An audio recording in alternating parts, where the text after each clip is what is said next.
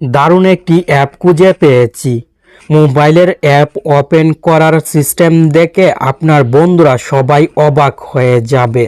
আর mobile ব্যবহার করার সময় আপনার নিজের কাছেও অনেক ভালো লাগবে।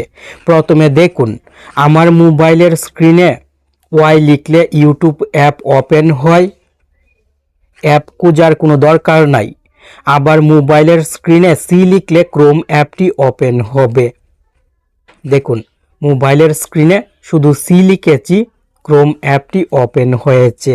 আবার মোবাইলের স্ক্রিনে অ্যাপ লিখলে ফেসবুক অ্যাপ ওপেন হবে। অ্যাপের নামের প্রথম অক্ষর এইভাবে লিখে যে কোনো অ্যাপ ওপেন করতে পারবেন। অ্যাপটি ইনস্টল করার জন্য প্লে স্টোর ওপেন করে জেস্টার লিখে সার্চ করবেন। এই লোগোর অ্যাপটি চলে আসবে। লোগোটি দেখে অ্যাপটি ইনস্টল করে নেবেন। ওপেন করে 3টি সেটিংসের পারমিশন দিবেন। অ্যাপের হোম পেজ থেকে 3টি সেটিংসের পারমিশন অন করবেন। উপরের দিক থেকে অ্যাপের লোগোতে ক্লিক করবেন, প্লাস আইকনে ক্লিক করবেন।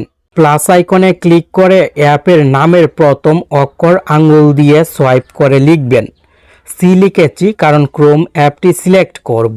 আপনি যে কোনো একটি অ্যাপের নামের প্রথম অক্ষর লিখবেন। লঞ্চ অ্যাপে ক্লিক করবেন।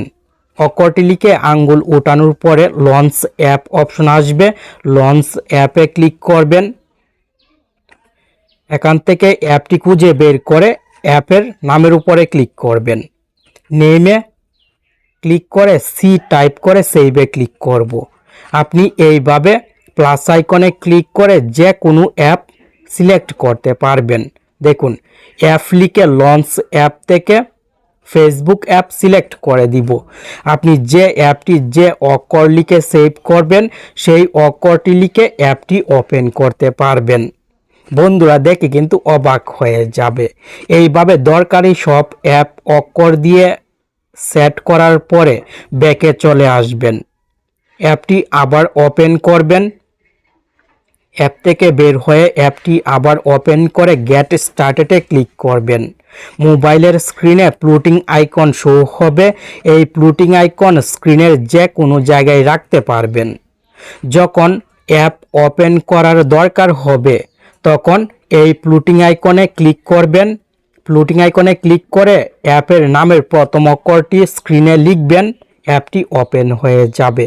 যে অ্যাপটি যে অক্ষর দিয়ে সিলেক্ট করে রাখবেন সেই অক্ষর দিয়ে অ্যাপটি ওপেন করতে পারবেন।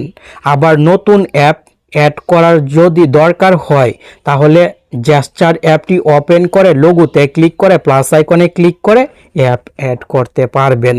এই দারুণ অ্যাপটি আপনার কাছে কেমন লেগেছে অবশ্যই কমেন্ট করে জানাবেন।